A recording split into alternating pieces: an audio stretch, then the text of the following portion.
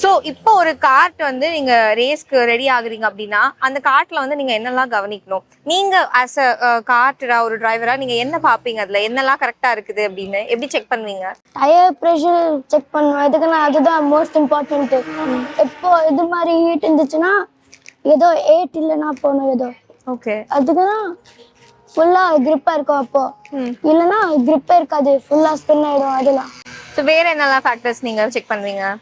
Setup. Okay. எதுக்குன்னா அகர் 72ல போனா அது ரொம்ப ஃபாஸ்டா போகும், கார்னர்ல கொஞ்சம் ஸ்லோவா போகும். ஆனா 70 போனா ரெண்டு பேலன்ஸா இருக்கும், ஸ்ட்ரெயிட் லைனும் கார்னரும். ஓகே. சோ இப்போ நான் இங்க கார்ட்டிங் ஏரியாவுல வரப்ப பார்த்து நீங்க உங்க ஃப்ரெண்ட்ஸுக்குலாம் வந்து நிறைய இன்ஸ்ட்ரக்ட் பண்ணிட்டு இருந்தீங்களே.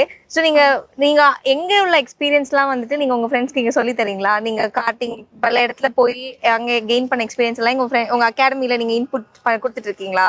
ஆமா, அதுதான் பண்ணிட்டு இருக்கேன். ஓகே. இப்போ கத்துக்கிறாங்க, அதுக்கு தான் சொல்றேன் அவனுக்கு எல்லாமே.